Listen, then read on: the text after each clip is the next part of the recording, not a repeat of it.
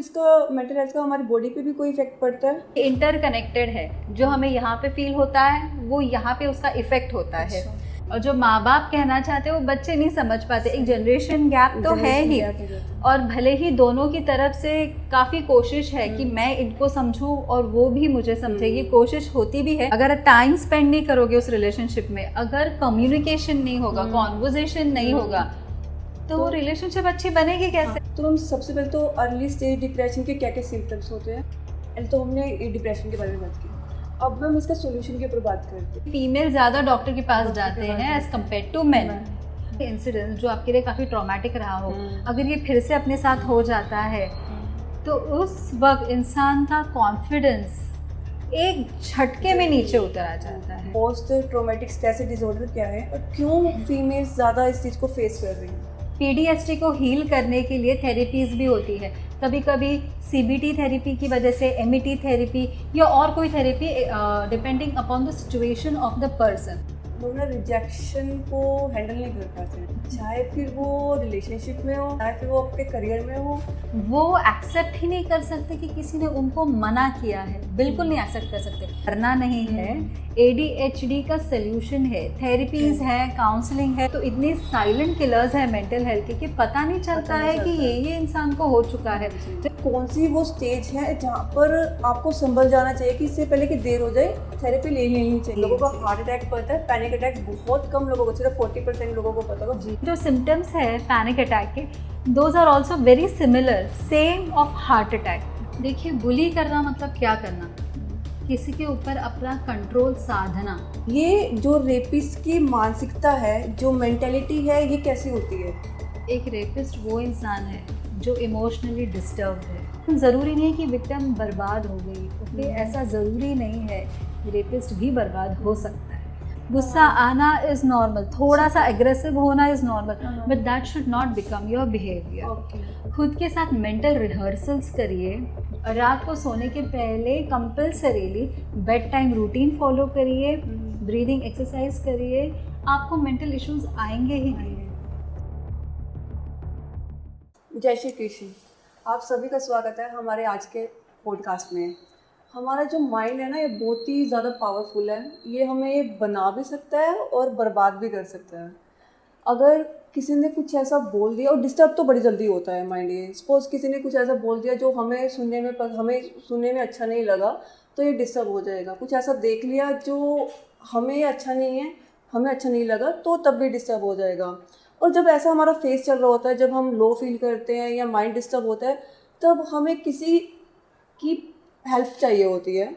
और family help कर दे तो अच्छी बात है, लेकिन अगर ऐसे फेस में जहाँ पे फैमिली भी हमारी हेल्प नहीं कर पा रही है और या हमारे आसपास भी हमारी हेल्प नहीं कर पा रहे हैं, तब हमें एक थेरेपिस्ट की, एक साइकोलॉजिस्ट की जरूरत पड़ती है, जो हमारे डिसीजन मेकिंग में हमारी हेल्प करते हैं, हमें आगे क्या करना चाहिए, कैसे उस फेस से हमें बाहर निकलना चाहिए। तो ऐसे ही एक थेरेपिस्ट, एक साइकोलॉजिस्ट आज हमारे साथ जुड़ी हैं। तो स्वागत कीजिए स्नेहा शिंदे मैम का। जय श्री कृष्ण मैम। जय श्री कृष्ण। तो मैम, सबसे पहले तो हम आपके बारे में जानना चाहेंगे, तो आप हमारी ऑडियंस को आप एक बार अपने बारे में बता दीजिए। नमस्ते, मैं हूँ Sneha Shinde, psychologist and therapist.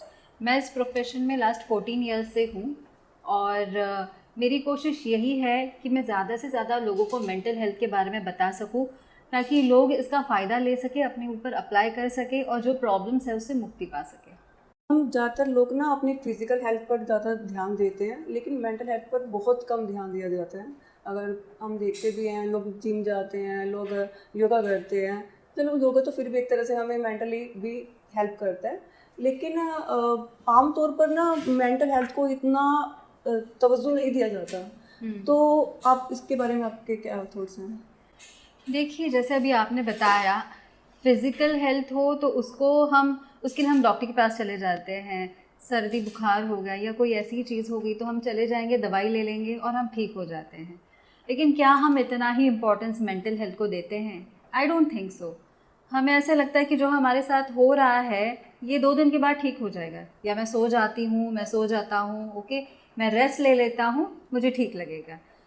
तो ये जो पैटर्न है वही हमको ब्रेक करना है। ये अपने आप ठीक नहीं होता है, तो इसीलिए आपको एक साइकोलॉजिस्ट या थेरेपिस्ट की हेल्प लेनी पड़ेगी। एक प्रोफेशनल हेल्प जब आप लेते हो तब आपको पता चलता है कि आपको एग्जैक्टली हुआ क्या है। आप कैसे ठीक हो जाओगे, आपको क्या स्टेप्स लेने पड़ेंगे, तो वहाँ हमारा रोल आता हम है। इसका मेंटल हेल्थ का हमारी बॉडी पे भी कोई इफेक्ट पड़ता है, और क्या रीजंस होते हैं जो हमारे माइंड को ज़्यादा डिस्टर्ब करता है? देखिए एक्चुअली मेंटल हेल्थ और हमारा जो गट हेल्थ है, गट यानी पेट, हाँ जी। ओके, ये इंटरकनेक्टेड है। जो हमें यहाँ पे फील होता है वो यहाँ पे उसका इफेक्ट होता है। अच्छा। जैसे कि एक डिप्रेशन है, डिप्रेशन में भी जो हमारी स्टमक की गट हेल्थ जो होती है वो पूरी तरह इफेक्ट हो जाती है। जैसे कि पेट दर्द होना, हाँ जी। पेट में क्रैम्प्स आना, डायरिया होना, लूज मोशंस होना या कॉन्स्टिपेशन होना, इतनी सारी चीज़ें हो जाती है स्टमक पे। इनडाइजेशन होना, इंटेस्टाइन्स में स्वेलिंग आ जाना, इंटेस्टाइन्स में पेन होना। तो ये तो मैं आपको एक सिंपल एग्जांपल दे रही हूँ। Hand pain, leg pain, feet pain, ये सारी चीज़ें भी मेंटल हेल्थ से कनेक्टेड है। ठीक है। तो मैम रीजंस क्या होते हैं, मतलब कि जो बेसिक रीजंस होते हैं कि इस वजह से आपका माइंड ज़्यादा जल्दी डिस्टर्ब होता है, तो जी। वो कौन से रीजंस होते हैं? देखिए अभी जो आप अगर बताएं कि बेसिक रीजंस, तो आपने कभी सोचा है कि कभी आप कोई आपसे अगर किस तरह से थोड़ी ऊंची आवाज़ में बात कर दे तो आपको कैसे लगेगा?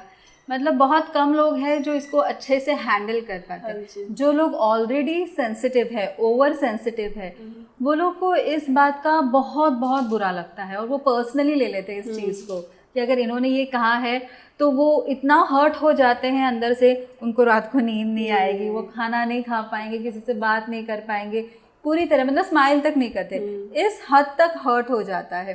तो ये बेसिक चीज़ है कि किसी के बोलने से इफ़ेक्ट हो सकता है, या किसी ने जो जैसे सेंसिटिव लोग हैं उनके आसपास अगर किसी ने बहुत ज़ोरों से भी अगर बात कर ली, बहुत हाई टोन में अगर बात कर ली, गुस्सा भी अगर कर रहे हैं, किसी और को गुस्सा कर दिया, फिर भी इनको इफेक्ट हो जाता है, because already the tendency is there.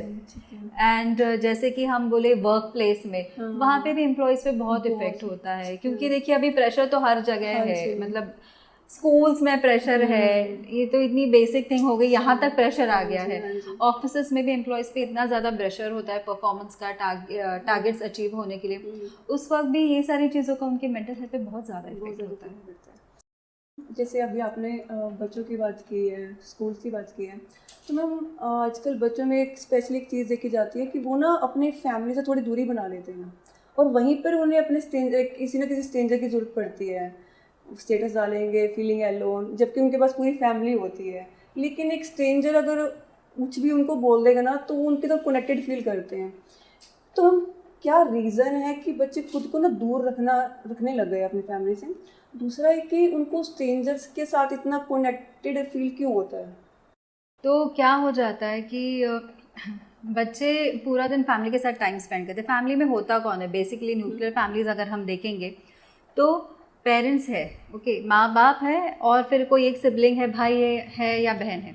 अगर इस तरह अगर साथ में जब ये लोग बात करते हैं तो कितनी बार ऐसे होता है ना कि ओपिनियंस क्लैश होते हैं।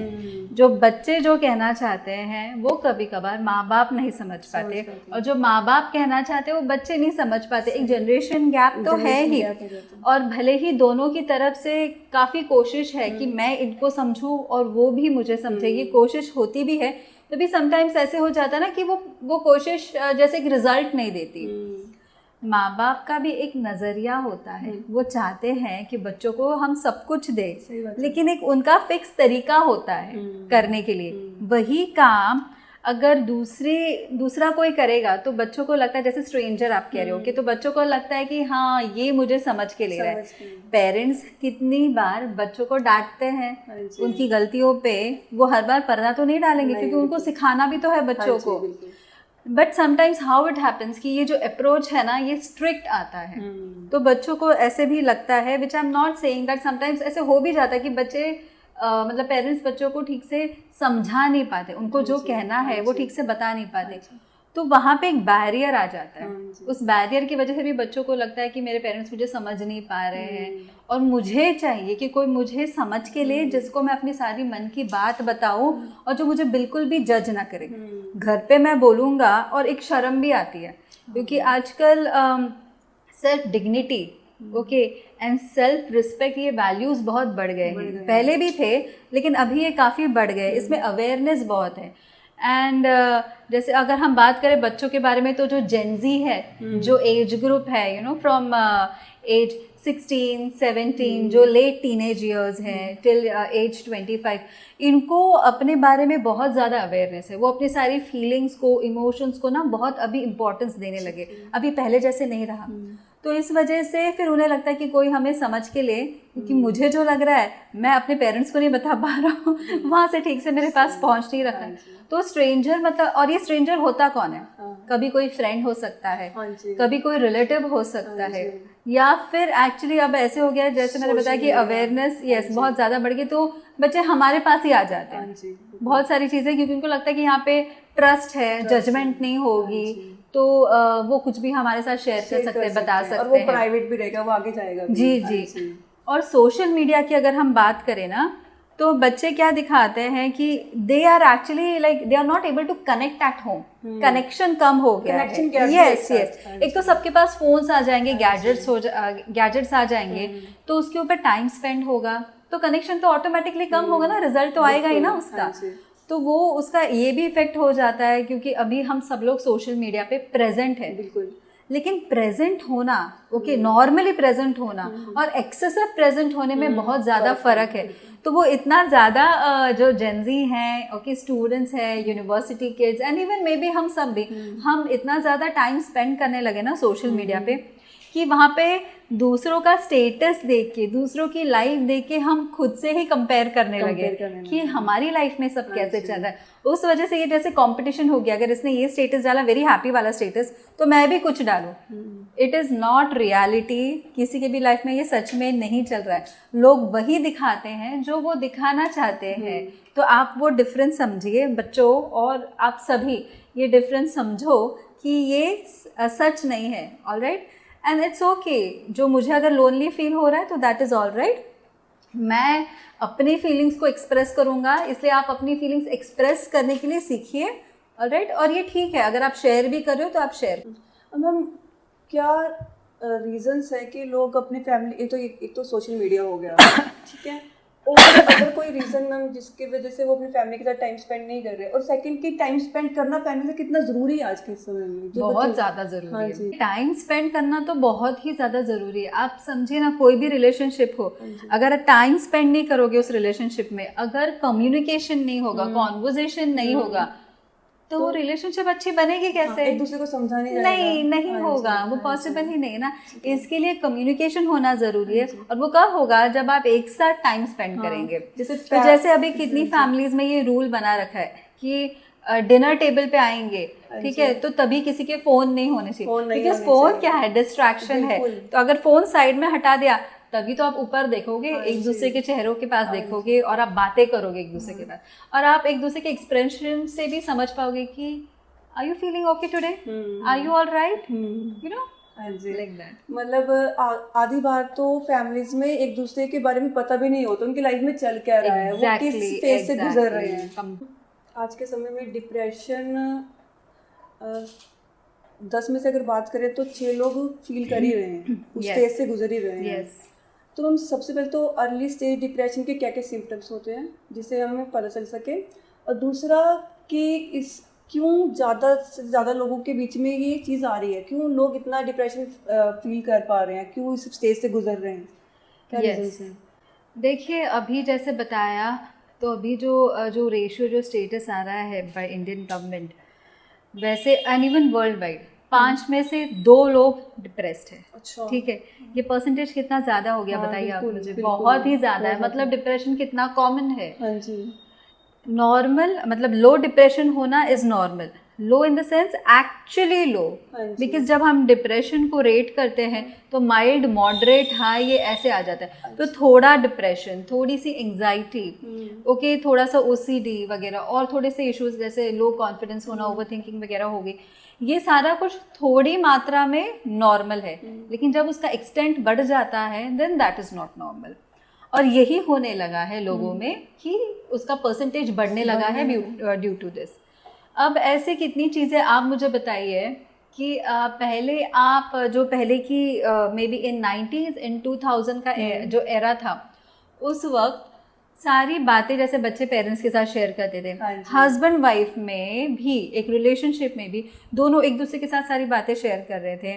तभी एक घर में बस न्यूक्लियर फैमिली नहीं होती थी कि बस माँ बाप दो Joint बच्चे, वैसे family नहीं, होती जॉइंट फैमिली का सिस्टम था। तो जैसे दादा दादी, नाना नानी और भी कोई हैं, चाचा हैं वगैरह, तो बातें ना शेयर हुआ करती हाँ थी। जी। उस वजह से जो कभी दिन में, जो पूरा दिन हमारा जब बीतता है, ठीक है, कभी दिन में कुछ हमारे साथ किसी ने मतलब गलत तरीके से बात की, जब हमें कुछ अच्छा नहीं लगा, कोई भी बैड एक्सपीरियंस आता था, तो हम एक्सप्रेस करते थे। हाँ जी। अब आप मुझे बताइए, हम कहाँ एक्सप्रेस करते सही हैं, बात है। किसको हम बताते हैं? बिल्कुल।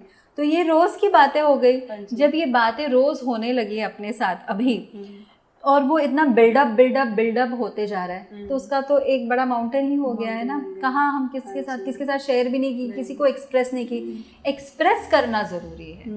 जब आप एक्सप्रेस करते हो, आपकी ये सारे जो इमोशंस है, फीलिंग्स है, ये बाहर पड़ते हैं कंप्लीटली, ये सारे बाहर आ जाते हैं ना, तब आपका बर्डन भी कम हो जाता है।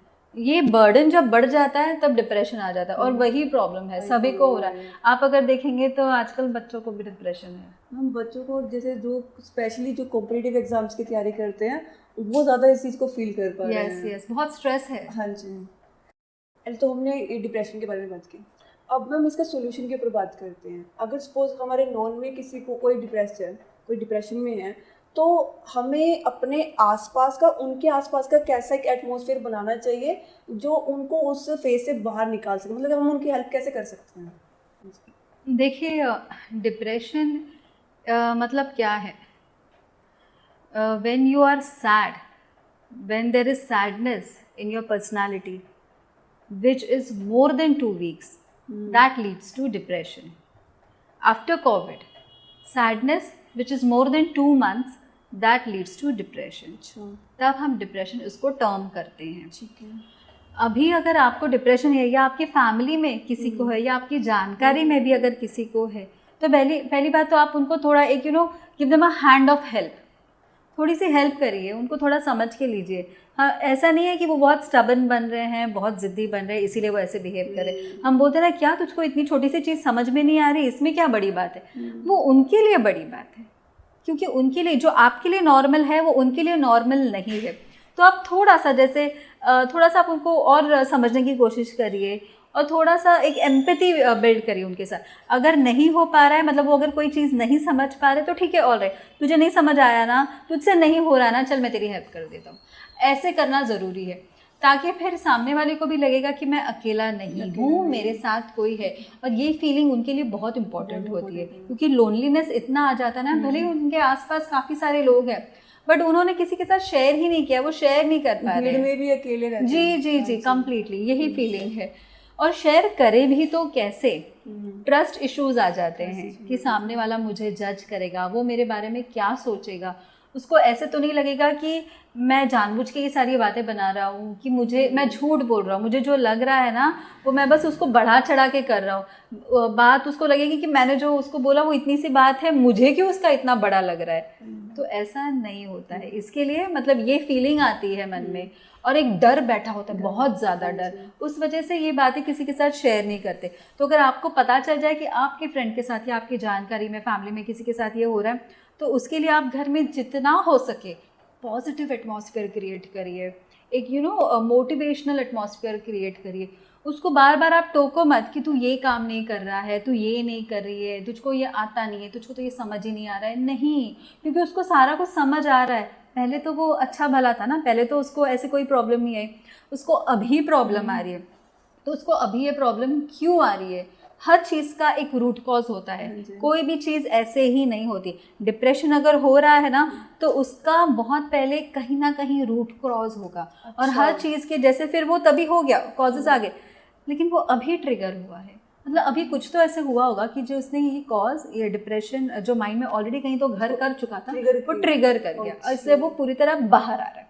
ओके, तो ये सारी चीज़ें होती है। इसके लिए पॉजिटिव एटमॉस्फेयर घर पे करना, इमोशनली उनको बहुत सारा कॉन्फिडेंस देना कि मैं तुम्हारे साथ हूँ, मैं हूँ, ठीक है, तुमको कोई कुछ नहीं कहेगा, मैं हूँ ना, मैं देख लूँगा ना।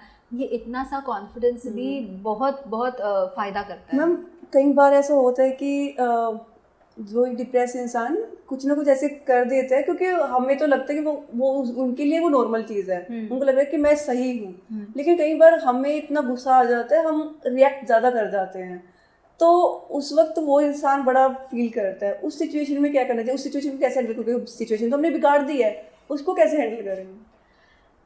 इट्स लाइक आपने किसी के साथ रूडली बिहेव कर दिया, अब आपको समझ में आ रहा है कि मैंने ऐसे नहीं करना चाहिए था, आई मस्ट से सॉरी। ये तो सेम सिचुएशन हो गई, राइट? बस यहाँ पे आप जिसको सॉरी बोलने जा रहे हो वो ऑलरेडी सेंसिटिव इंसान है, आपको पता है कि he has a history of depression, तो उनके साथ आप वैसे भी आपको नरमी से ही पेश आना पड़ेगा। You have to make a point, उसमें ऑप्शन नहीं है, कोई चॉइस नहीं है। आपको उनके साथ बहुत सेंसिटिवली, प्यार से, सपोर्टिंगली आपको बिहेव करना ही होगा। उनको आपने दिखाना है कि आप हमेशा उनके साथ में है, और अगर उनसे भी कुछ गलती हो गई तो इट इज़ ओके। आप उनको ये विश्वास दिलाइए ना कि ठीक है, मैंने ये बोल दिया, मैं तुझको समझने की कोशिश कर रहा था, मेरे से नहीं हुआ, ठीक है, even I am human being, okay, I am sorry, I will try again. इसी तरीके से हम जैसे हमें डिप्रेशन की बात कर ही रहे थे, पर इसमें ना ज़्यादातर अगर डाटा की बात करें तो वुमन इस चीज़ को ज़्यादा फेस कर रहे हैं एज़ कम्पेयर टू मैन। इसका एक तो रीज़न क्या है मैम, क्यों वुमन फीमेल ज़्यादा इस चीज़ को फेस कर रहे हैं, डिप्रेशन को? देखिए, एक्चुअली मुझे ऐसे लगता है कि मेल और विमेन जेंडर के लिए डिप्रेशन का कोई अलग रोल प्ले नहीं करता है। It is actually very common for female and man. The problem here is कि फीमेल्स के रोल जो अलग अलग है ना, उस वजह से डिप्रेशन का इफ़ेक्ट ज़्यादा हो जाता है। जैसे कि औरतों को पहले से बताया हुआ है कि अपनी बातें बताओ, ठीक है, औरतें ज़रा ज़्यादा बोलती हैं मर्दों से, ये एक मेन डिफरेंस है मेल फीमेल में। जब हम बात ही ज़्यादा करते हैं तो हम एक्सप्रेस भी तो करेंगे, हम अपनी प्रॉब्लम भी तो बताएंगे। और सबसे मेन, जब शादी होती है तब उनको बोला जाता है कि हाँ, अपनी सास के साथ बात किया करना, अपने पति के साथ बात किया करना, ये सारी चीज़ें ना हेल्पफुल हो जाती है। ओके, अपने जो मेंटल हेल्थ या कोई भी जैसे फिजिकल हेल्थ में भी कुछ भी अगर दुख वगैरह कोई भी चीज़ बताने के लिए ये सारी चीज़ें हेल्पफुल हो जाती है।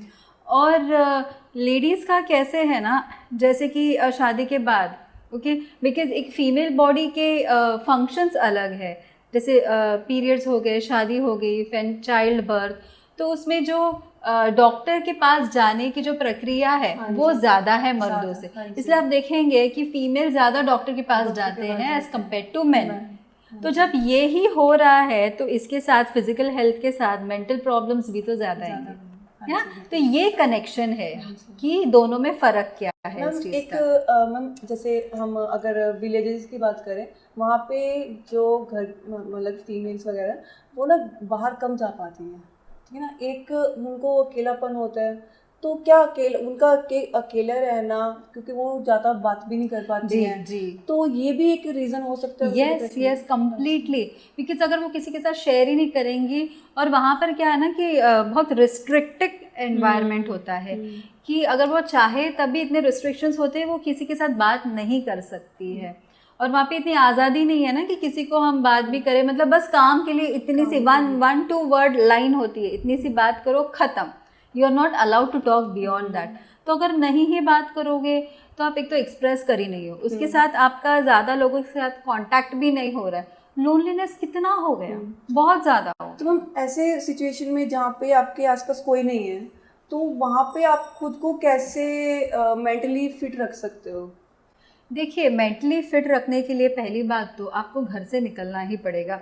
घर से निकलना मतलब आप कहीं दूर नहीं गए हो। अब जैसे हम गांव की अगर बात करें, जी, अब दरवाजे से बाहर निकलिए, आप वॉक पे जाइए, थोड़ा आप टहल के भी आएंगे ना तो आपको ऑटोमेटिकली अच्छा लगने लगता है, क्योंकि आप पूरा जब बंद उसी एटमॉस्फेयर में रहते हो ना, तो आपके थॉट्स, नेगेटिव थॉट्स ना बढ़ते जाते हैं। तो भाई आप बाहर निकलोगे तो यहाँ पे काफ़ी हल्का फील हो जाएगा, इधर हल्का फील होगा, फिर धीरे धीरे यहाँ पे shoulders, okay, like, and your body till your feet, वैसे फिर हल्का फील होता है, क्योंकि एटमॉस्फेयर चेंज हो गया। इसलिए change your atmosphere, I always advise that. तो आप वो करिए, एक्सरसाइज करिए, घर में बैठे ही ब्रीदिंग एक्सरसाइज करनी पड़ेगी, ये बहुत ज़्यादा ज़रूरी है। मैं मेडिटेशन के बारे में बोल ही नहीं रही हूँ, क्योंकि थॉट्स आपको बहुत आएंगे, तो थॉट्स को आने दीजिए, सारे विचार आएंगे, विचार का ये फ्लो तो चलता ही रहेगा अपने दिमाग में, लेकिन ब्रीदिंग एक्सरसाइज करनी ही पड़ेगी बस, क्योंकि हर एक सांस, डिप्रेशन और एंजाइटी में हर एक सांस का बहुत बड़ा इम्पोर्टेंस है। वो एक तरीके से आप लीजिए, थोड़ा सा धीरे ब्रीथ करके आप छोड़िए, हमारे जो दिमाग की जो नसें होती हैं वो खुल जाती हैं। या तो ये एक हो गया, लेकिन उसके साथ लेकिन बात करना भी जरूरी है, उसमें तो कुछ चाहे आप किसी से भी बात कीजिए, बच्चों से बात कीजिए, अपने पार्टनर से बात कीजिए, पर कीजिए डेफिनेटली। एक पास्ट और एक प्रेजेंट, हम रहते प्रेजेंट में, लेकिन पास्ट के कुछ इंसिडेंट्स हमें इतना ज़्यादा इफ़ेक्ट करते हैं, हम उससे निकल ही नहीं पाते जी। एक तो पहले तो हम अपने पास्ट से प्रेजेंट में मूव कैसे करें, और कैसे अगर कोई मूव ऑन नहीं कर पा रहा है तो कैसे उसकी हेल्प भी करें, ये कैसे कर सकते हैं? देखिए, ये हमारा सबसे बड़ा प्रॉब्लम है। हम पास्ट में इतने ज़्यादा खो गए हैं ना, एक पज़ल बन गया है हमारे लिए हमारा पास्ट। किसी ने हमको बहुत बुरा बोल दिया हो, हमारे साथ बहुत बुरे तरीके से बिहेव किया हो, इंसल्ट किया हो, बहुत ख़राब बैड एक्सपीरियंस आया हो, हम सालों से वही लेके चल रहे हैं अपने साथ, हम उसको छोड़ ही नहीं रहे। वो बर्डन यहाँ पे, एक बर्डन इधर, एक बर्डन इधर, इतना बड़ा बोझा हम लेके चल रहे हैं। कभी आपने सोचा है कि इसका हम पर क्या इफ़ेक्ट हो रहा है, हमारी बॉडी पे, हमारे माइंड पे क्या इफ़ेक्ट हो रहा है? क्या हम अभी खुश हैं? नहीं। जिसने हमको जो कहा उसको तो अभी याद भी नहीं है कि उसने लास्ट टाइम पास्ट में या इतने सालों के पहले उसने हमारे साथ इस तरह बिहेव किया था। ही डजंट रिमेंबर, और वो अभी अपनी लाइफ खुशी से गुजार रहा है। फिर हम क्यों दुखी होके बैठे हैं? वो इंसल्ट जो हमारा हुआ था, वो हमारे साथ किसी ने गलत तरीके से बात की थी, जो बैड एक्सपीरियंस आया था, भूल जाओ। भूलोगे कैसे? उसके बारे में ज़्यादा मत सोचो, वो थॉट्स आएंगे ना, मत सोचो। आप ये भूल रहे हो कि अभी आप प्रेजेंट में हो। वो चीज़ होकर कभी कभार वो बात हो कि काफ़ी साल गुजर गए होते, तो उस बात का अभी मतलब भी नहीं बचा है। There is no meaning at all, there is no logic left in it. तो फिर आप क्यों उस बात को खुरेद रहे हो अपने माइंड में, और अपने जो अपनी खुशियों को उसकी वजह से आप नीचे नीचे नीचे करते जा रहे हो, और वो उसने अपने दिमाग में इतनी बड़ी जगह बना रखी है, और फिर अपनी खुशियों को एंट्री मिलने के लिए दिमाग में जगह ही नहीं है। तो वो आप कम करिए, ठीक है? जैसे मैंने बोला, जिसने भी आपके साथ अगर जिसके भी कारण आपको बैड एक्सपीरियंस आया होगा, वो इंसान को शायद याद भी नहीं होगा। तो इस चीज़ का एडवांटेज लीजिए आप भी भूल जाइए। मैं हमेशा सबको बोलती हूँ, मेरे सारे क्लाइंट्स को यही कहती हूँ, forgive and forget, but it is not important that every time you have to forget. आप लोगों को माफ़ करिए, ज़रूरी नहीं है कि आप सारा कुछ भूल जाओगे, लेकिन जब आप माफ़ भी करते हो ना, उसकी वजह से भी आपको शांति फील होगी, आप बहुत काम फील करोगे। तो ये उसके लिए नहीं है, ये आपके लिए है। तो ये आप फॉलो करिए। आपको हमेशा ये सोचना है कि पास्ट को तो भूल जाना है, मुझे प्रेजेंट में रहना है। फिर लोग फ्यूचर का भी टेंशन लेके रहने लगे हैं कि फ्यूचर में ये होने वाला है, जैसे कि कोई भी एक इंसिडेंस हो, हमें पता है कि जो ये टाइम पे ये एक इवेंट है, उसका भी टेंशन लेने लगते हैं, या मुझको शिफ्ट होना है जी, मीटिंग है, या मेरी जॉब का लोकेशन चेंज होने वाला है, तो इसकी वजह से जी उस वजह से भी वो पहले से इतना टेंशन लेने लगते हैं कि मैं क्या बताऊँ। अगर सिंपल थिंग इंटरव्यू है तो आप पहले प्रिपेयर करोगे, और वो आप करने ही वाले हो। आप अभी से मत टेंशन लीजिए, जब वो इंटरव्यू होगा या जो भी इवेंट है वो तब होने वाला है फ्यूचर में। कभी कभी ऐसे भी हो सकता है कि वो चीज़ कैंसिल हो जाए, आपने अपना प्रेजेंट उसके पीछे खराब कर लिया है ना, तो उस वजह से आप नहीं करेंगे। आपको हमेशा अपने आप को ये थॉट ये डालना है, ये विचार डाल के याद ही दिलाना है कि क्या मैं सही कर रहा हूँ। मैं अपने फ्यूचर के बारे में इतना सोच के टेंशन ले रहा हूँ, आज का दिन मेरा टेंशन में गया। आज का दिन कितना सुंदर था, कितना प्यारा था। आज मैं एक फंक्शन में गया, वहाँ पे भी मैं वो आगे जो होने वाला था उसकी चिंता में मैंने ये पूरा जो मेरा दिन था वो खराब कर दिया। आज का जो इवेंट था वो एंजॉय ही नहीं कर पाया। इसके लिए आज एक्चुअली आप प्रेजेंट मोमेंट में जीना सीखिए, अपने आप को हमेशा याद दिलाओ। मैम जैसे अभी आपने बोला कि इंसिडेंट्स को भूल जाइए जो भी कुछ आपके साथ हुआ है, लेकिन कई बार क्या होता है कि वही सिमिलर इंसिडेंट हमारे साथ दोबारा होता है हमारे प्रेजेंट में, जो हमें पास को याद दिला देता है कि पास में भी हमारे साथ Yes. तो वो तब बड़ा ज़्यादा एकदम से फील होता है। जी जी। हाँ, तो उस सिचुएशन को कैसे हैंडल किया जाए, कैसे उससे बाहर निकला जाए? देखिए, जब पहले जैसा ही इंसिडेंट जो आपके लिए काफ़ी ट्रॉमेटिक रहा हो, अगर ये फिर से अपने साथ हो जाता है तो उस वक्त इंसान का कॉन्फिडेंस एक झटके में नीचे उतर आ जाता है, एकदम बेस लेवल पे आ जाता है। उसने पहली बार जो पहले ट्रॉमा में से वो बाहर निकला और उसने अपने आप को अच्छे से बिल्ड किया, सेकेंड टाइम ये जब हो जाता है तो वो कम्प्लीटली नीचे आ जाता है।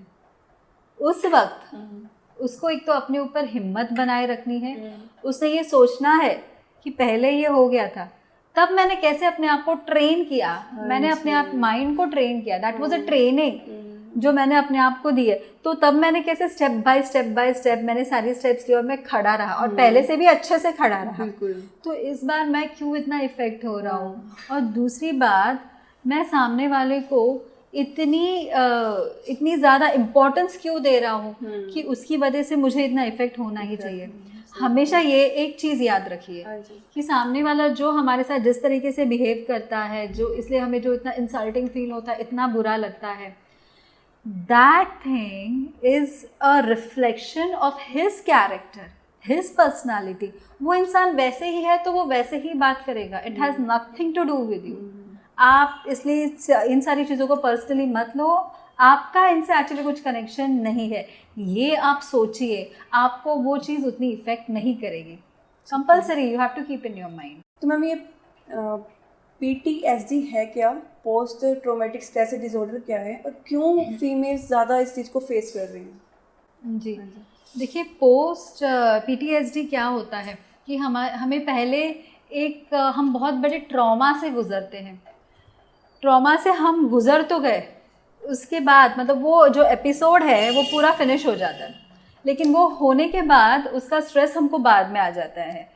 और ये हमारे बॉडी की टेंडेंसी होती है कि पहले जो भी टेंशन वाली चीज़ होती है ना, वो हो जाने के बाद तब तक हम रेडी होते हैं, ओके वी परफॉर्म एवरीथिंग, और वो हो जाने के बाद, इवेंट ख़त्म हो जाने के बाद फिर हमको उसका सारा स्ट्रेस आता है, सारा स्ट्रेस बाहर निकलता है। हम मान लीजिए कि ये जैसे बॉडी की डिफेंस मैकेनिज्म है। तो जब वो स्ट्रेस आएगा, ये तो पहले हमें याद रखना है कि वो इवेंट ख़त्म हो चुका, मैंने जो परफॉर्म करना था, जो होना था, वो अभी हो चुका है। अब उसके लिए कभी कभी ये स्ट्रेस और ये ट्रॉमा बहुत ज़्यादा हाई होता है, कभी कभी किसी नियर वंस की ना, डियर वंस की डेथ भी हो जाती है, उसके बाद भी लोगों को PTSD होता है, और वो ट्रॉमा में से बाहर निकलने के लिए काफ़ी टाइम लगता है।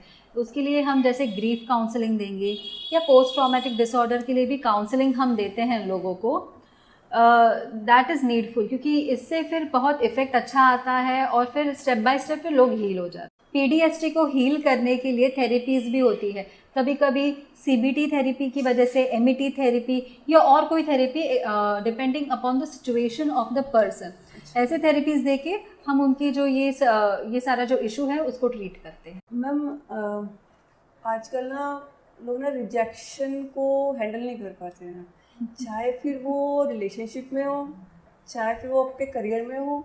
रिजेक्शन को एक तो हैंडल कैसे किया जाए, और अगर किसी को हम ऐसे देख रहे हैं कि जो नहीं कर पा रहा है अपने आप को उस रिजेक्शन को हैंडल, तो उसको समझाया कैसे जाए, कैसे उसकी हेल्प की जाए? रिजेक्शन क्या होता है, फॉर एग्ज़ाम्पल हम अगर एक कॉमन उसका कॉज ले लें, जैसे ब्रेकअप में अगर रिजेक्शन आ जाए, या फिर किसी ने ऐसी, if you are trying to build up a relationship, उसमें भी अगर रिजेक्शन आ जाए, तो पहले तो आप सामने वाले को रिस्पेक्ट करिए। ज़रूरी नहीं है कि हर कोई आपको हाँ बोल देगा, हाँ जी, देयर कैन बी, इसके अनेक कारण हो सकते हैं, इट इज़ पॉसिबल। तो आप इस चीज़ को पर्सनली मत लो कि ये आप उसका इतना अपने आप पर इफ़ेक्ट मत कर लो रिजेक्शन का कि मैंने खाना पीना छोड़ दिया, मुझे नींद नहीं आ रही है वगैरह, अपनी लाइफ पे इतना इफ़ेक्ट मत करके लो। और सामने वाले को आप इतना रिस्पेक्ट दीजिए कि अगर उसने आपको रिजेक्ट किया, या उसने आपको मना किया, या उन्होंने नो कहा है आपको, accept it. A no is a no, only if it is yes, तो आप किसी भी रिलेशनशिप में आगे जा सकते हो। तो don't take it as a rejection. Somebody is not ready कि वो नेक्स्ट स्टेप ले रिलेशनशिप में, तो अगर वो रेडी ही नहीं है तो आप भी आगे जाके क्या करोगे? दैट इज़ वाई रिस्पेक्ट, सामने वाले का जो डिसीजन है रिस्पेक्ट करिए। मैम कई बार ऐसा होता है कि ना लोग उस चीज़ को अपने ईगो पे ले जाते हैं जी। तो वो जो लेके जा रहे हैं उस चीज़ को, क्या वो भी किसी ना किसी फेज से गुजर रहे हैं या उन्होंने इस चीज़ को देखा कि मेरे को कैसे रिजेक्ट कर दिया है, तो ये भी कोई उनका कोई ऐसा फेस है, मेंटल फेस है जिससे वो जिसकी वजह से वो रिजेक्शन को हैंडल नहीं कर पा रहे हैं। यस, हो सकता है। देखिए अभी ना कितनी बार ऐसे होता है कि कुछ लोग ना बहुत गुस्से वाले होते हैं, बहुत ज़्यादा एग्रेसिव होते हैं, वो एक्सेप्ट ही नहीं कर सकते कि किसी ने उनको मना किया है, बिल्कुल नहीं एक्सेप्ट कर सकते। फिर उनको इतना ज़्यादा गुस्सा आता है सामने वाले के लिए, फिर वो जैसे आजकल हम देख रहे हैं कैसे इंसिडेंसेस भी हो रहे हैं, एनीथिंग, तो उस वजह से ना वो फिर किसी भी प्रकार से अपना गुस्सा निकालते हैं। अब उसके कितने सारे कारण हो सकते हैं। अभी कुछ लोग जैसे रिजेक्शन नहीं अगर ले पाते हो तो उसका क्या कारण है, शायद घर पर ही सिखाया गया हो कि मेरा राजा बेटा है, लाल है, लड़का है, तो अगर मेरे बेटे को तो कोई भी चीज़ मिल जाएगी, मेरे बेटे को सब कुछ मिलेगा। घर से ही अगर ये सारा कुछ सिखाया गया हो तो उसके दिमाग में तो यही फीड किया गया है फ्रॉम चाइल्डहुड कि उसको सब कुछ मिलेगा, उसको जो चाहिए वो उसको मिलेगा। लेकिन जब वो बड़ा हो जाता है, ठीक है, अपने घर से बाहर निकलता है और उसको वो चीज़ नहीं मिलती है तो वो एक्सेप्ट नहीं कर पाता, क्योंकि अब तक तो वही हुआ है, उसको सारा कुछ मिला है, घर वालों ने सब कुछ दिया है और उसको ये बोला गया है कि तुझको हर चीज़ मिलेगी। उसको सिखाया ही नहीं गया कि कभी कोई चीज़ ना मिले तो उसको कैसे एक्सेप्ट करे। उसको एक्सेप्ट करो, चलेगा, नहीं मिला तो चलेगा, मैं किसी और चीज़ में ट्राई करूँगा, ठीक है, जैसे जॉब है या कुछ भी है। तो वो एक प्रॉब्लम है, घर से ही सिखाना पड़ेगा हमको। मैम घर से एक बात याद आई, लड़कों को एक बहुत बार बोला जाता है कि रो मत, लड़कों को रोना नहीं चाहिए जी। मैम ये आगे जाके क्या उनके रिलेशनशिप्स पे, उनके करियर पे, उनकी लाइफ पे एक नेगेटिव इफेक्ट डालता है? कंप्लीटली। देखिए क्योंकि रोना मतलब क्या है कि आप इमोशन ही तो बाहर निकालो, तो रोना चाहिए। इसमें जेंडर का क्या रोल आ गया?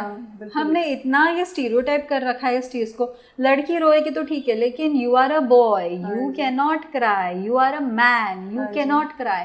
व्हाई? क्यों? मर्द को दर्द नहीं होता? देखिए इमोशंस तो सभी को है। इतने सारे आजकल की जो लाइफस्टाइल है वो बहुत ज़्यादा स्ट्रेसफुल है, इसमें इतना ज़्यादा स्ट्रेस है, इतनी एंग्जाइटी हो रही है लोगों को, तो उसको बाहर निकालो, तो एक्सप्रेस करो।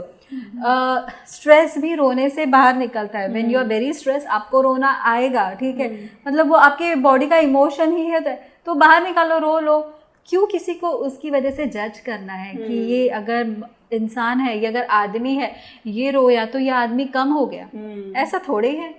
तो ऐसे ना घर से आप सिखाओ, बच्चों को भी मत सिखाओ, यूनिवर्सिटीज कॉलेज में भी मत बोलिए और वर्क प्लेस में भी ऐसे कुछ नहीं है कि रो लो वगैरह। यस, ओनली थिंग है कि क्योंकि सोसाइटी में इतना टैबू है इसके लिए, तो ऑफ कोर्स आजकल सारे मर्द रो रहे हैं लेकिन कोई दिखाता नहीं है। लेकिन it is best, in fact emotions बाहर आते हैं तो you are getting ready for another day. Okay, मतलब you are fine. Ma'am ADHD, attention deficit and hyper activity disorder, ये क्या है और कैसे ये प्रॉब्लम क्रिएट करता है रिलेशनशिप्स बिल्ड करने में, किसी से बात करने में, और हमारे कहीं ऑफिस में किस तरह की डिफ़िकल्टीज को क्रिएट करता है और किस तरह के हमें इसकी वजह से प्रॉब्लम को फेस करना पड़ता है? जी देखिए ADHD में जैसे हमने बोला अटेंशन कम है, हाइपर एक्टिविटी बहुत ज़्यादा है, तो अगर यही सारी चीज़ें रहेंगी तो आप फोकस बहुत कम कर पाओगे। और अभी जो डायग्नोसिस निकल रहे हैं वो बड़ों में बहुत ज़्यादा निकल रहे हैं, एडल्ट से अचानक, like after teenage years also, student life में, वर्किंग पीपल के भी ये ऐसे अभी डायग्नोसिस निकलने लगे और बहुत कॉमन भी हो गया है। इसके लिए भी लोग हमारे पास आते हैं। तो एक तो पहली बात, तो जिनको ये डायग्नोसिस निकल आते हैं ADHD के, रिलेशनशिप में उसका ये इफेक्ट होता है कि मतलब ज़्यादा देर तक एक कॉन्वर्जेशन जो होता है, बातचीत होती है, वो होल्ड ना कर पाना, तुरंत ध्यान विचलित होना, एक ही चीज़ में आप ज़्यादा देर तक ध्यान फोकस नहीं रख पाते हो, आपका इंटरेस्ट नहीं टिका रहता है और आप इतने ज़्यादा एक्टिव होते हो कि आप ज़्यादा देर एक जगह पे बैठते भी नहीं हो। अगर एक जगह पे बैठे हो तो भी आप कंटिन्यू हिल रहे हो। अगर आप मुझे ये चीज़ बताइए, सामने अगर कोई कंटिन्यू हिल रहा होगा तो उनके पार्टनर को ऐसा लगा कि वो उन पर अटेंशन ही नहीं दे रहा है, वो उनसे बात नहीं करना चाहता। बट ऐसे उसका एक्चुअली ये सिचुएशन नहीं है, वो बात करना चाहता नहीं है, उसके साथ वो हो ही नहीं पा रहा है, he is not able to talk to you. तो ये एक चीज़ है, इसकी वजह से रिलेशनशिप पे इफेक्ट करता है। अपार्ट फ्रॉम दैट, जैसे वर्क प्लेस पे रोज़ काम करना है, you have to perform your duties, assignments complete करने होते हैं, टारगेट्स रीच करने होते हैं, मीटिंग्स अटेंड करनी होती है, सबॉर्डिनेट के साथ कांटेक्ट आता है और टीम को एक साथ लेके टीम वर्क होता है, टीम को एक साथ लेके आगे जाना होता है। तो ये सारी चीज़ें अगर आपको ADHD हो तो आप फोकस ही कैसे कर पाओगे? आप अगर आपका एक प्रोजेक्ट में से इतनी कम टाइम में अगर इंटरेस्ट हट रहा है तो वो प्रोजेक्ट कंप्लीट होने तक आप उसमें फोकस कैसे रखोगे? एम्प्लॉयज़ के साथ, यानी आपके जो सबॉर्डिनेट्स हैं, आपके जो कोलीग्स हैं, उनके साथ आपको जो रैपो बनाना होता है वो भी आप नहीं कर पाओगे क्योंकि अटेंशन ही नहीं दे पा रहे हो आप उतना। लेकिन इसकी वजह से डरना नहीं है। ADHD का सल्यूशन है, थेरेपीज है, काउंसलिंग है, जिसकी वजह से ये जो एलिमेंट है ओके ये कंट्रोल में आ रहा है। It is never going to cure 100% and we should never aim for 100%। अगर 75% भी ये क्योर हो जाता है दैट इज एम्ड एज 100%। क्योंकि जैसे मैंने पहले ही बताया, हम सभी को कुछ ना कुछ चीज़ें स्मॉल अमाउंट्स में है, ऑलरेडी है। तो अगर आप ऑलरेडी फिर इतना % आप अचीव करते हो मतलब आप पूरी तरह ठीक हो गए। इसलिए डरना बिल्कुल नहीं है। अगर ऐसे डायग्नोसिस निकले जो आजकल बहुत लोगों के निकल आ रहे हैं, बहुत ज़्यादा कॉमन हो रहा है, तो never get scared, take help. तुरंत आपको काउंसलिंग लेनी पड़ेगी, तुरंत आपको थेरेपी स्टार्ट करनी पड़ेगी। किसी डिपेंडिंग अपॉन द सिचुएशन, किसी के 3 महीने लगते हैं, किसी के 6 महीने लगते हैं, किसी के साल लगते हैं, बट ये ठीक हो जाता है। और आपकी जो लाइफ है, आप अपना डेली रूटीन, डेली दिनचर्या है, वो करते करते आप ये थेरेपीज ले सकती है, लाइफ में पैरेलल ही जाएगा। ठीक है मैम, जैसे भी आपने बोला कि थेरेपी 3 महीने के एक पीरियड होता है कि उसके बाद वो ठीक हो जाता है, क्या ऐसा भी होता है कि कुछ टाइम के बाद वो दोबारा से हो जाता है? यस, हो सकता है, दोबारा ये हो सकता है। बिकॉज मेंटल इश्यूज जैसे क्या होता है ना, ये सारी चीज़ें कि कभी लाइफ में फ्यूचर में जाके ट्रिगर हो जाए तो वो चीज़ वापस आ सकती है। वैसे ADHD वगैरह ये क्या है कि इसके सिम्टम्स थोड़े थोड़े तो हमेशा रहेंगे, मतलब आप कंप्लीटली आप क्योर हो जाते हो ऐसे नहीं, but you are very presentable कि आप सोशली अच्छे से आप परफॉर्म कर पाते हो, लोगों के साथ मिलना, बात करना, मीटिंग, शादी, फंक्शंस अटेंड कर रहे हो, सब कुछ नॉर्मल लगता है। कभी कभी ऐसे हो सकता है जैसे कि फॉर एग्जाम्पल जैसे डिप्रेशन में, एंग्जाइटी में होता है ना कि आप कंप्लीटली ठीक हो जाते हो लेकिन कभी कभी वो रिलैप्स हो जाता है। तो ऐसे ट्रिगर्स होते हैं जिसकी वजह से वो रिलैप्स हो सकता है, लेकिन पहले जैसा ही उतना स्ट्रांगली आएगा ये ज़रूरी नहीं है। और again with little therapy at that time you will get better. Ma'am कई बार ऐसी सिचुएशन आती है जहाँ पे अगर हम कई बच्चों को भी देखें कि वो ना भीड़ को देखते ही ना घबराने लग जाते हैं कि सपोज मेट्रो में जा रहे हैं, मेट्रो में ट्रैवल कर रहे हैं, या फैमिली फंक्शंस में जा रहे हैं, या गेट टुगेदर कुछ हो जाए तो वो घबराने लग जाते हैं, वो बाहर आना पसंद नहीं करते, अपने आप को ना एक कमरे में रखते हैं। तो वो किस सिचुएशन में ऐसा होता है, क्यों उनके साथ ऐसा होता है? देखिए बच्चों का डरना ये बहुत नॉर्मल है। अगर छोटे बच्चे ऐसे करें, छोटे नहीं, यस, क्योंकि छोटे बच्चे तो they are growing up, they are learning, लेकिन जब बड़े बच्चे ये ऐसे करने लगे ना तो एक तो उनको सोशल फियर है, ठीक है, और मतलब बहुत सारे बहुत लोग जब एक साथ आ जाते हैं, भीड़ हो जाती है, जैसे शादियों में, फंक्शंस में होता है ना, बहुत सारे लोग एक साथ आ गए, तो वो उनको उस चीज़ का डर लगता है कि एक साथ इतने सारे लोग आ गए, लोग अचानक से आके आपको मिल रहे हैं, मैं इनसे बात कैसे करूं?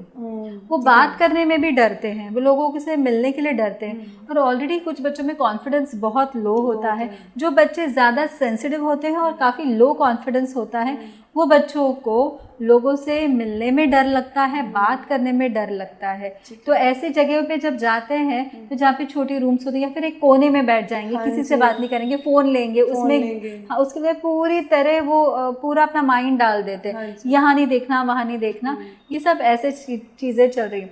बट ये कोई इतना बड़ा इशू नहीं है, ये सारे मतलब पेरेंट्स को ही अपने बच्चों के साथ बहुत ज़्यादा कंफर्टेबल होना पड़ेगा, उनको कंफर्टेबल फील कराना पड़ेगा और उनकी काउंसलिंग के लिए प्रोफेशनल हेल्प भी लेनी पड़ेगी। मैम जैसे अभी आपने बोला कि फैमिली मेंबर्स को थोड़ा हेल्प करना पड़ेगा जी। कई बार ऐसा होता है कि ना लोग मेंटल हेल्थ इशू को फेस कर रहे होते हैं, मेंटल इशू को फेस कर रहे होते हैं, लेकिन वो एक्सेप्ट नहीं करना चाहते। और दूसरा होता है कि कई बार उनके फैमिली मेंबर्स भी उस चीज़ को एक्सेप्ट नहीं करते। वो होता है कि जानबूझ के कर रही है, जानबूझ के कर रहा है, इस तरह के बिहेव करते हैं उनके साथ। तो उनको समझाया कैसे जाए कि नहीं, ये थोड़ा ज़रूरी सिचुएशन है, आपको थेरेपी लेना ज़रूरी है। तो कैसे उनको मनाया जाए और कैसे उस पर्सन को समझाया जाए कि नहीं, आपको थेरेपी की ज़रूरत है। जी हाँ जी, तो वो कैसे किया जा सकता है? देखिए, पहली बात तो लोग एक्सेप्ट ही नहीं करते कि मुझे कुछ प्रॉब्लम है। प्रॉब्लम जब बहुत ज़्यादा बढ़ जाती है, जब वो और लोगों को दिखना शुरू हो जाता है, तब लोग हमारे पास आते हैं। अच्छा। तब तक ऑलरेडी सिचुएशन काफ़ी हाइपर हो जाती है। और एक तो हमारी ये इंडियन फैमिलीज़ की टेंडेंसी है कि हम क्या करेंगे, हम लोगों को बोलते हैं कि अच्छा तुझे ठीक नहीं लग रहा है, तो जाके बाहर एक ज़रा टहला, तुझे अच्छा लगेगा, ज़रा घूमाओ। अभी पेरेंट्स ऐसे भी बोलते हैं कि आप शॉपिंग पे चले जाओ बच्चे, आपको ठीक लगेगा, अपने फ्रेंड्स के साथ चले जाओ, go on lunch date, you will feel good, ऐसे सारा कुछ बोलने लगे। But that is not going to work out. जैसे आपको ठीक नहीं लगता है, आपको बुखार आ गया, आप डॉक्टर के पास ले आए, जब तक आपको मेडिसिन नहीं खाते आपको कैसे ठीक लगेगा? You are not going to get better. Same thing mental health में भी, एक तो इतनी साइलेंट किलर्स है मेंटल हेल्थ के कि पता नहीं चलता है कि ये इंसान को हो चुका है। जब हमारे पास आते हैं वो एक कंप्लेंट लेके आते हैं। अच्छा। और हमारे पास जब हम उनको डायग्नोज करने बैठते हैं तो उनकी 10 कंप्लेंट्स, उनमें 10 इश्यूज निकल आते हैं। और वो इसके लिए क्योंकि वो इश्यूज टाइम में एड्रेस नहीं किए गए हैं। तो पेरेंट्स ने ये समझना चाहिए, घर वालों ने ये समझना चाहिए कि अभी ये बहुत कॉमन हो चुका है। अगर पेरेंट्स एक्सेप्ट करेंगे तो बच्चे भी एक्सेप्ट करेंगे, और करना ही पड़ेगा अभी, क्योंकि अभी सोल्यूशन, अभी कोई ऑप्शन नहीं बचा है। हम जिस लाइफस्टाइल में जी रहे हैं वहाँ बच्चों को अगर ओबेसिटी अगर हो रही है, उसके साथ डिप्रेशन, एंग्जाइटी कंपलसरी हो रहा है। इतनी कॉमन चीज़ हो गई है ये। तो अपनी फैमिली को, अपने बच्चों को सपोर्ट करिए, अपनी फैमिलीज़ को एक दूसरे को सपोर्ट करिए। अगर ये हो रहा है तो उसको ये सोल्यूशन मत दो कि तू थोड़ी देर टीवी देख ले, बाहर एक थोड़ा घूम आओ, टहल आओ, ये सारे सोल्यूशंस मत दो। It is not going to help. और अगर करेंगे भी सिर्फ टेम्परेरी बेसिस पे करके, परमानेंट नहीं। और टेम्परेरी भी मतलब क्या होता है, थोड़ी देर के लिए, जैसे कि शाम को घुमाया, रात को फिर से वही शुरू हो जाएगा। It is not a solution any more. वो पहले 90s में होता था, अब वो उस एरा में हम जी ही नहीं रहे। तो आपको उनको पुश करना है कि वो मेंटल हेल्थ प्रोफेशनल के पास जाए, हेल्प ले, क्योंकि हमारी हेल्प जब उनको मिलेगी तब उनको जो प्रॉब्लम है और भी प्रॉब्लम्स होंगी वो उनको समझ आएंगे, डायग्नोस हो जाएगा।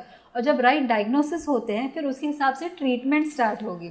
मैं हमेशा सबको बोलती हूँ कि अर्ली इंटरवेंशन करिए। आप जब किसी भी चीज़ को स्टार्टिंग में ही पकड़ते हो तो उसकी ट्रीटमेंट भी आप जल्दी ले सकते हो और आप जल्दी ठीक हो जाते हो।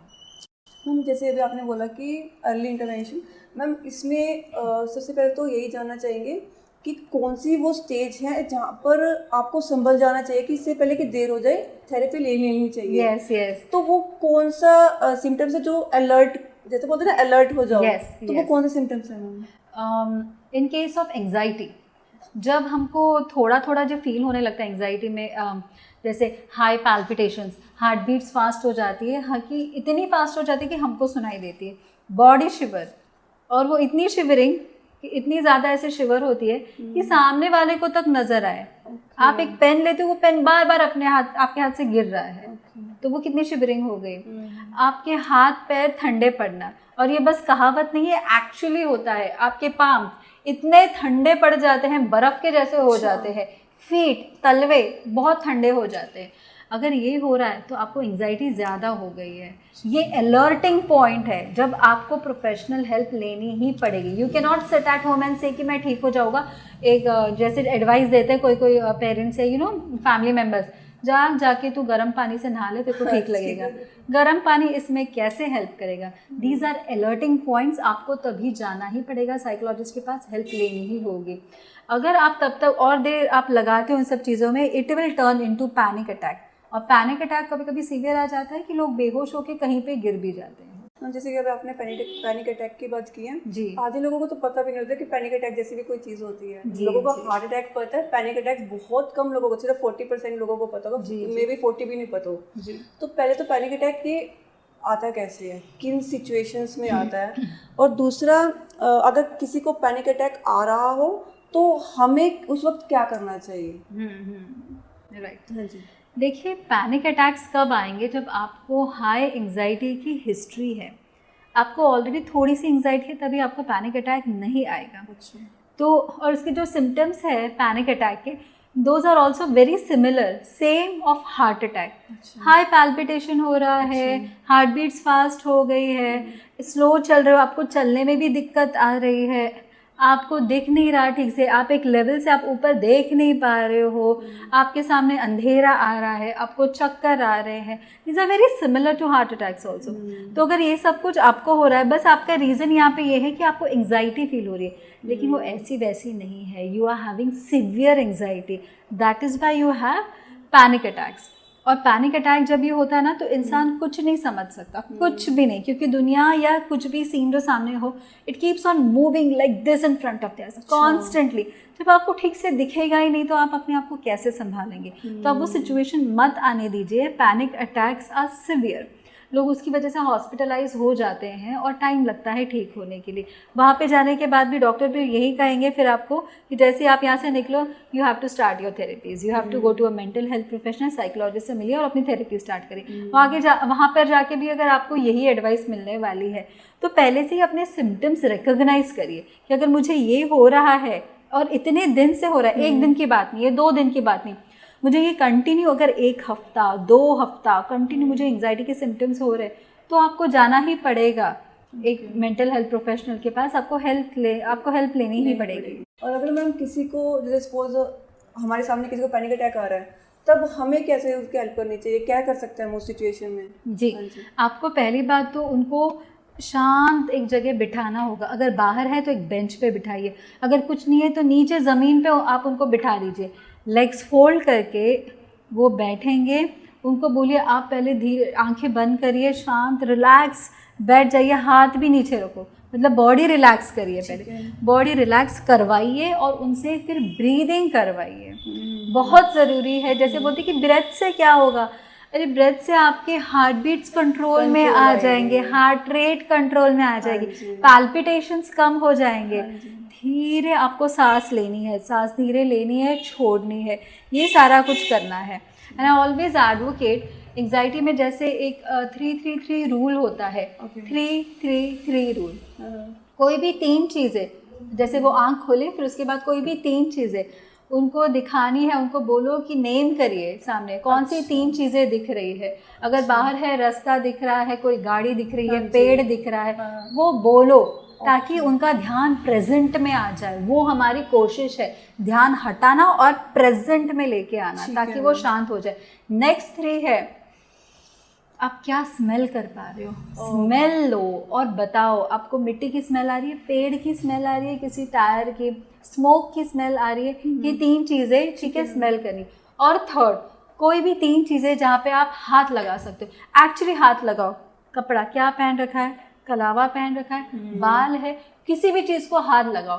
क्योंकि देखो अभी जब हमने ये किया तो माइंड डाइवर्ट हो जाता है, आप प्रेजेंट में आते हो, क्योंकि आपको ध्यान देके ये चीज़ें करनी पड़ेगी। ऐसे कर करके वो इंसान को शांत किया जा सकता है, हार्ट बीट भी कंट्रोल। एग्जैक्टली। बहुत बच्चे, बहुत लोग फेसेस सिचुएशन से गुजरे होंगे जहाँ पे उनको बुली किया गया होगा, जहाँ पे लोगों ने बुली किया होगा, और बुली करने वाले को इतना फील नहीं होता, लेकिन बुली करना बड़ा आसान होता है, लेकिन उसको हैंडल करना, उस फेस से बाहर निकलना बड़ा मुश्किल होता है। तो हम यहाँ पे उसकी बात नहीं करेंगे जिसको बुली किया गया, उसकी बात करेंगे जिसने बुली किया है। जी। क्या वो जो बुली करते हैं वो भी किसी मेंटल हेल्थ इशू से गुजर रहे होते हैं? उनकी मेंटल हेल्थ उस वक्त कैसी होती है उन लोगों की? देखिए, बुली करना मतलब क्या करना, किसी के ऊपर अपना कंट्रोल साधना, किसी के ऊपर अपनी बात मनवाना और किसी को अपने हाथ के नीचे रखना, दैट इज बुलिंग। आप किसी को जब बुली करते हो तो आपको चाहिए होता है कि वो आपसे डर जाए, और वो आपको पावर फील होती है उस बात की, यू फील वेरी पावरफुल, और इस बात का आपको थ्रिल फील होता है। वो थ्रिल के इंसान को लत लग जाती है, इसीलिए एक को बुली किया, उसके बाद दूसरे को किया, फिर तीसरे को किया, you are becoming a bully person. It is horrible, very horrible. आपको इतनी पावर क्यों चाहिए? क्या आपको घर से वो पावर नहीं मिल रही है? आपको घर से वो अटेंशन नहीं मिल रहा है? आपको घर पे कोई पूछ नहीं रहा? ऐसे कुछ हो रहा है क्या? अगर घर पर ही आपको अटेंशन नहीं मिल रही है, घर पर आपको दबाया जाता है, ओके, ये एक चीज़ होती है जहाँ पे आपको आप किसी भी चीज़ में आपकी राय नहीं ली जाती, और आप राय दे भी नहीं सकते। अगर आप दे रहे हो तो आपको चुप कराया जाता है। और घर पे अगर बहुत ज़्यादा स्ट्रिक्ट एटमॉस्फेयर है कि लोग कि बच्चे ना इतना डर जाते हैं that they actually literally they sit in one corner. अगर ऐसे होने लगा है तो वो बच्चों की मेंटल हेल्थ इस तरह डिटोरॉइट होती है कि उनको ऐसा लगता है कि यहाँ पे मैं कुछ बोल नहीं पा रहा हूँ, मुझे पावर चाहिए, तो वो पावर मैं दूसरे के ऊपर निकालूं। और जब दूसरा इंसान डर जाता है तो उसको बहुत पावरफुल फील होता है, फिर उसको वो इतनी खुशी मिलती है, उस चीज़ का इतना सेटिस्फैक्शन मिलता है कि उसको लगता है अब मैं ऐसे सबके साथ कर सकता हूँ। और जिस बंदे के ऊपर बुलिंग हो रही है उसके ऊपर ये बार बार किया जाता है, और फिर उसका इस चीज़ का उसको एक बोलते हैं ना, जैसे शैतानी खुशी मिल रही होती है, और वो उसी मेंटल जोन में वो इंसान जी रहा है। ये एक सिनारियो है। दूसरा सिनारियो ये है कि घर से ही कुछ बच्चों को सिखाया जाता है, जैसे मैंने पहले भी बताया था, कि तुमको जो चाहिए वो तुम्हें मिलेगा, ओके, तुम जो कहो वो हम मानेंगे, हमारा राजा बेटा सही है, वो कभी गलत हो ही नहीं सकता। कैसे कौन हमेशा सही होगा? कोई भी नहीं। जो अंबानी है, टाटा है, उनसे भी कभी मिस्टेक हुई होंगी, इसीलिए वो आज सक्सेसफुल है। मिस्टेक्स होंगे और वो ज़रूरी है। तो ऐसे कैसे हो सकता है कि कोई हमेशा सही हो? It's not possible, humanly not possible. But घर से इस तरीके से सिखाया जाता है कि बच्चों को अपने बारे में इतनी ज़्यादा मतलब वो अपने बारे में ऐसे फील करते हैं कि मैं बोलूँगा वही होगा, अगर मैं जो चीज़ नहीं बोलूँगा वो चीज़ नहीं होगी। वहाँ पे मेरा आ जाता है। एग्जैक्टली। मैम, क्या इस सिचुएशन में, जैसे कि आपने फर्स्ट सिनेरियो की बात की, उस सिचुएशन में हम ऐसा कर सकते हैं कि अगर कुछ काम कर रहे हैं तो उसमें थोड़ी बहुत ही बच्चों की राय ले ली जाए, जिससे बच्चों को भी लगे कि हाँ, हमसे पूछा जा रहा है, हमको भी इम्पोर्टेंस दी जा रही है थोड़ी बहुत ही। देखिए, बच्चों का ना हमको माइंड इस तरीके से शेप करना है कि उनको इम्पोर्टेंस भी मिले, उनको घर से वैल्यू भी मिले, कि उनको बाहर इम्पोर्टेंस और वैल्यू ढूंढने की ज़रूरत ही ना पड़े। घर में एक इतना मोटिवेटरी उनके लिए एटमॉस्फेयर क्रिएट करिए कि उनको लगे कि उनकी जो ये सारी नीड्स है, मेंटल नीड्स, सपोर्ट है, वो घर में ही सेटिस्फाई हो रही है। इसलिए वो एक पर्सनालिटी जो होती है, ऐसी पर्सनालिटी जो बच्चे ऐसे माहौल से बाहर निकलते हैं, इमोशनली स्टेबल पर्सनालिटीज़ होती हैं इनकी। तो घर से इनको आप छोटी छोटी बातों में इनकी राय लीजिए। जैसे कि मार्केट में गए हो, ठीक है, और हम ग्रोसरी का भी सामान ले रहे हो, वेरी बेसिक थिंग हमसे, तो उसमें बच्चों को बोलिए कि ये ले, क्या ये ले, तुझे कुछ चाहिए, ये ले। तो बच्चे क्या होते हैं ना कि वो उनको छोटी उम्र से ही डिसीजन मेकिंग भी आप सिखा रहे हो उसमें, कि उनको पता चलता है कि मैंने किस चीज़ में अपनी राय देनी चाहिए, और उनको राइट रॉन्ग में भी फ़र्क पता चलता है, जो आपने हमेशा बोलना चाहिए। और ये एजुकेशन, वैसे भी सारे पेरेंट्स ने ये एजुकेशन देना बहुत ज़रूरी है बच्चों के लिए, तो वहाँ से एक अवेयरनेस वैसे भी आ जाएगा राइट एंड रॉन्ग का, और उनको ये भी पता चलेगा कि मुझे पूछ रहे हैं सब लोग घर में, मेरे बारे में पूछ रहे हैं, मैं भी कुछ हूँ, आई एम इम्पोर्टेंट। और उसमें लर्न भी कर सकते हैं वो, जब वो बात करेंगे, उनसे पूछा जाएगा, तब उसमें कुछ ना कुछ उनको सीखने को भी मिल सकता है। यस। बंगाल में अभी एक इंसिडेंट हुआ है रिसेंटली, आपने भी शायद सुना होगा जी। मैम, ये जो इंसिडेंट एक लड़की के साथ हुआ है, या और ये सिर्फ बंगाल की बात नहीं है, ये रेप जैसी जो घटना है ये सिर्फ कहीं बाहर नहीं है, घर में भी होती है। अपनी वाइफ के साथ वाइफ का एब्यूजिव वर्ड्स बोलना, एब्यूज करना, और उनके साथ गाली गलौज करना, और बाहर किसी लड़की को किसी गलत नज़रिए से देखना, और ऐसा देखना, ऐसा सोचना कि इसके साथ हम कुछ भी कर सकते हैं क्योंकि ये तो औरत है, ठीक है, ऐसी मानसिकता रखना और विदाउट कंसेंट किसी के साथ इंटीमेट होना, ये जो रेपिस्ट की मानसिकता है, जो मेंटेलिटी है, ये कैसी होती है, कैसा मानसिकता के साथ गुजर रहे होते हैं उस वक्त वो रेपिस्ट? एक रेपिस्ट वो इंसान है जो इमोशनली डिस्टर्ब्ड है, उसको घर से कोई इम्पोर्टेंस नहीं मिली है and he is a power feeding person. उसको पावर चाहिए। बचपन से ही हमने बच्चों को सिखाया है क्या कि लड़का लड़की में फ़र्क है, लेकिन ऐसा भी फ़र्क नहीं है लड़का लड़की में कि हम साथ में ना खेलें, उनको साथ में खिलाओ। लड़का और लड़की को एग्जिस्ट हो सकते हैं। शुरू में कितनी फैमिलीज़ में ना बच्चों को ये सिखाया जाता है कि लड़का श्रेष्ठ है, वो एक श्रेष्ठ जेंडर है, और लड़कियां कम श्रेष्ठ है, तो लड़का जो बोलेगा वो लड़की को सुनना पड़ेगा। ऐसी बहुत सारी फैमिलीज़ में अभी भी यही सिखाया जाता है और दिखता है, बच्चे भी देखते हैं कि बाप कैसे माँ से बात कर रहा है, ठीक है, कोई बाप अपनी ये पत्नी को पीट रहा है, माँ को पीट रहा है, वो सब देखें। माँ कुछ बोल नहीं सकती, माँ चुप रहती है। फिर बाप भाई को भी पीट रहा है, बहन को भी पीट रहा है, लेकिन बहन एक्चुअली जो है वो कुछ बोल नहीं सकती किसी के सामने, उसको राय देने का अधिकार नहीं है, वो कहीं पे भी कुछ बोल नहीं सकती। अगर वो घर से बाहर निकल रही है तो उसको पूछ के ही घर से बाहर निकलना पड़ेगा, और वो अपने डिसीजंस नहीं ले सकती। सबने मिलके, घर वालों ने, मतलब घर पर जो मर्द है वो उसके डिसीजंस लेंगे। औरतों को डिसीजन लेने का अधिकार नहीं है, औरतों को सक्सेसफुल होने का भी अधिकार नहीं है। कितने रेपिस्ट की ना ये ऐसी मेंटालिटी बन जाती है क्योंकि चाइल्डहुड से ही ये सिखाया जाता है, या वो अपने घर में ये देखते आए हैं कि मेरे घर पे यही सब हुआ, और इसके लिए उनको ऐसे लगता है कि जो अदर जेंडर है, जो फीमेल्स है, वो एक्चुअली बस एक संभोग की चीज़ है, ठीक है, वो एक इंडिपेंडेंट जेंडर नहीं है। उनको लगता है कि हम अपनी मर्जी इनसे करा सकते हैं, और कंसेंट तो लेने के लिए उनको किसी ने सिखाया ही नहीं है। उनको तो पता ही नहीं है कि नो मीन्स नो, अगर किसी ने ना बोला है तो वो ना है, वो हर चीज़ में हार ढूंढते हैं, और उनको कंसेंट की ज़रूरत नहीं पड़ती है। ये एक ऐसे लोग हैं जो बहुत फ्रस्ट्रेटेड होते हैं। एक रेपिस्ट की मेंटालिटी बहुत ज़्यादा फ्रस्ट्रेटेड होते हैं, वो इमोशनली बिल्कुल स्टेबल नहीं है।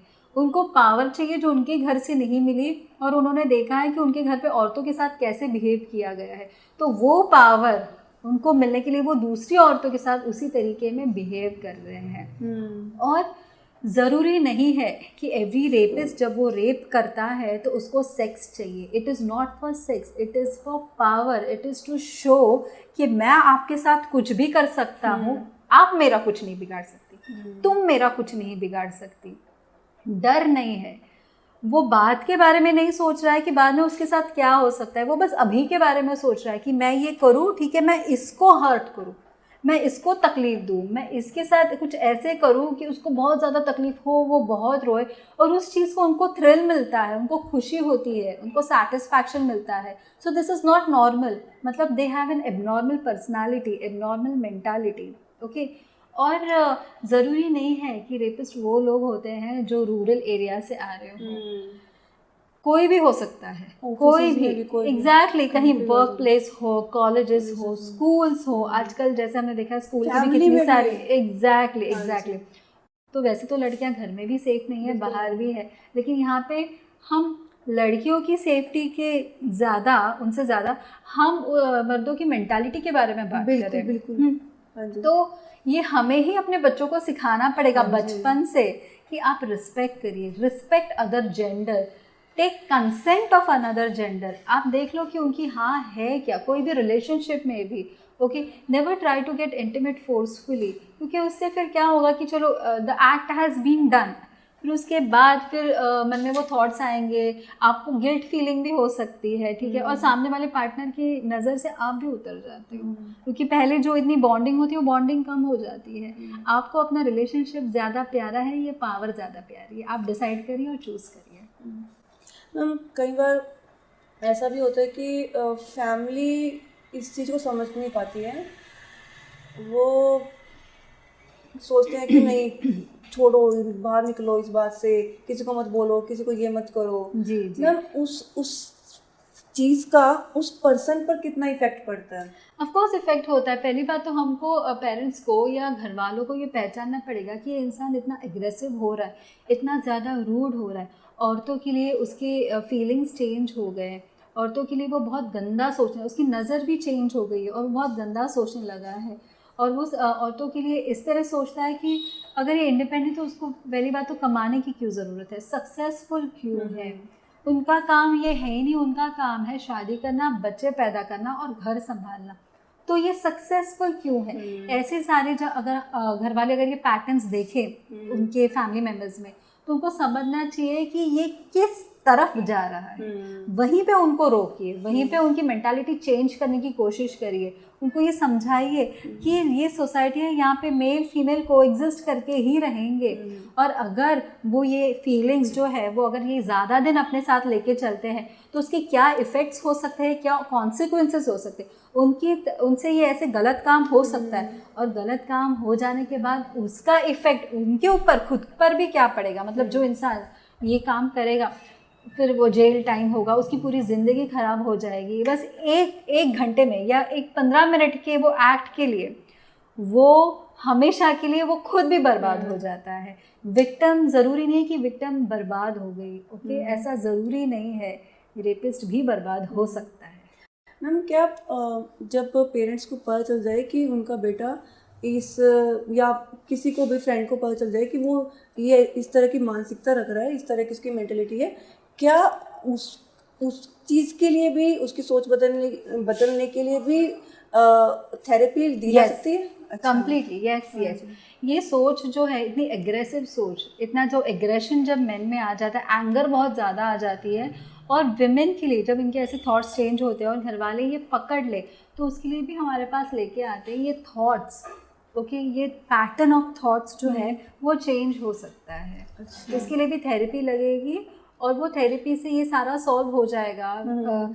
ये क्योंकि क्या होता है, कभी कभी ट्रॉमा भी होते हैं जिस वजह से ये थॉट्स ऐसे बन जाते हैं, तो वो रूट कॉज क्या है, वो ट्रॉमा क्या है, वो सारा आइडेंटिफाई करके उसको हम थेरेपी दे देते हैं, and we try to change the thoughts, और पर्सनालिटी भी चेंज हो जाती है। मैम एंगर इश्यूज़ की बात करते हैं जी। एंगर इश्यूज़ आज के टाइम में हर किसी के अंदर है, मेरे अंदर भी है, हर किसी के अंदर एंगर इश्यूज़ हैं। अगर खाना फेवरेट सब्ज़ी नहीं बनी, गुस्सा आ गया, मैम ने कुछ बोल दिया, गुस्सा आ गया, ऑफिस में किसी से बात हो गई, गुस्सा आ गया, बॉस ने कुछ बोल दिया, गुस्सा आ गया, क्रिकेट में टीम हार गई तब गुस्सा आ गया। मैम ये जो सहन शक्ति हम खोते जा रहे हैं, तो इसका रीज़न क्या है? क्यों हम इतने एग्रेसिव हो रहे हैं, क्यों हमारे अंदर इतना एंगर इश्यूज, इतना गुस्सा आ रहा है, और कैसे हम इसको कंट्रोल कर सकते हैं, अपने गुस्से को, अपने एंगर को कैसे कंट्रोल किया जा सकता है? देखिए, गुस्सा आना इज़ नॉर्मल, ठीक है, लेकिन आपको जैसे ये आपका इमोशन बन गया, लेकिन वो आपका बिहेवियर नहीं बनना चाहिए, देयर इज़ अ डिफरेंस। तो इट इज़ नॉर्मल, ये हमारे इमोशंस है, गुस्सा आना इज़ नॉर्मल, थोड़ा सा एग्रेसिव होना is normal, but that should not become your behaviour. तो ये हम ही समझ जाते हैं एक्चुअली ये चीज़ कि हमको अगर गुस्सा आ गया है तो हमको ऑलरेडी लाइक इतना अच्छे से सिखाया भी गया है बचपन से कि किसी के ऊपर गुस्सा मत निकालो, किसी के साथ रूडली मत बिहेव करो, गंदे तरीके से बात मत करिए। और किसी को ना क्या हो जाता है कि लेकिन बहुत ही ज़्यादा आउट ऑफ कंट्रोल गुस्सा, अग्रेशन आ जाता है, तो उसके लिए भी पेरेंट्स एक्चुअली बच्चों को हमारे पास लेके आते हैं थेरेपीज़ के लिए, ताकि उसको शांत कराएं। कुछ बच्चे इतने ज़्यादा या कुछ लोग इतने ज़्यादा अग्रेसिव हो जाते हैं, अपना गुस्सा कंट्रोल ही नहीं कर पाते, कि उस चक्कर में अगर किसी के ऊपर, मतलब जब वो गुस्सा निकलता है तो सीधा मार देना वगैरह, झगड़ा कर लेना, किसी को मार देना, बॉडीली हर्ट करना, इस हद तक वो पहुंच जाते हैं। तो वो कंट्रोल में लाना ज़रूरी है, and that will happen only with counselling and therapies. Ma'am अपने लाइफस्टाइल में हमें क्या क्या चेंजेस लाने चाहिए जिससे कि हम एक हेल्थी लाइफ जी पाए मेंटली? क्या क्या चेंजेस लाने चाहिए? पहले तो मैं ये हमेशा बोलती हूँ कि आप योगा करिए, आप खुद के साथ मेंटल रिहर्सल्स करिए, जो थॉट्स होते हैं, गुड थॉट्स होते हैं, मोटिवेशनल थॉट्स होते हैं, वो अपने आप को फीड कराना होता है।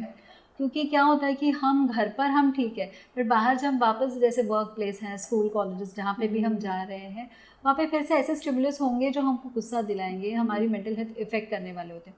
तो हम घर पे उसका होमवर्क कर रहे हैं। ठीक है। आप अपने आप को मेंटल रिहर्सल करते हुए गुड थॉट्स खिलाइए।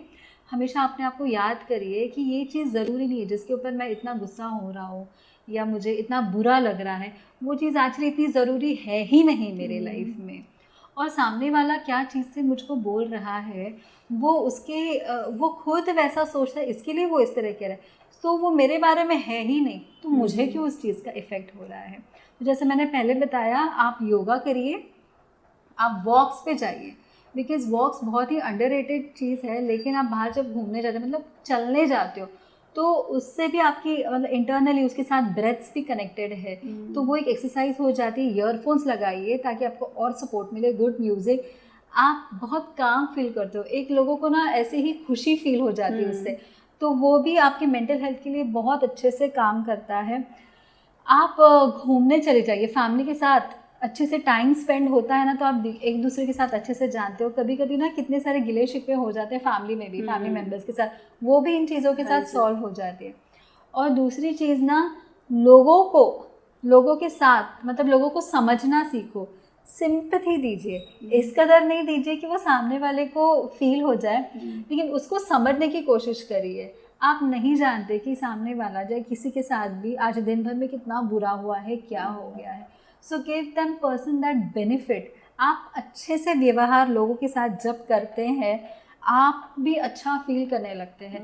That in turn actually it's like neuro transmitters, जो आपकी ब्रेन को भी एक डोपामिन सेंड करते रहेंगे, और उस वजह से भी आपकी पर्सनालिटी, मतलब लोगों को भी लगेगा कि अरे कितनी अच्छी पर्सनालिटी। ऐसे होता है ना कि हमें लगता है हम बस 2 मिनट इस इंसान से बात कर ले, हमको बहुत अच्छा लगेगा, क्योंकि हमें कितनी बार लगता है हमको जाना कहीं और होता है, फिर भी अगर वो इंसान हमें दिखेगा, हम रुक जाएंगे, 5 मिनट्स उनसे बात करेंगे, हमें अच्छा लगता है। आप वो बनेंगे, अगर आप ये सारी चीज़ें कंटिन्यू करेंगे, आप वो बनेंगे। अपनी ओवर थिंकिंग को कंट्रोल में रखिए हमेशा।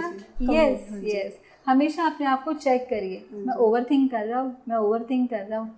दिन में अगर आपके साथ ये सारी चीज़ें पहले अगर हो चुकी है, रात को सोने के पहले compulsorily bed time routine follow करिए, ब्रीदिंग एक्सरसाइज करिए, आपको मेंटल इश्यूज आएंगे ही नहीं।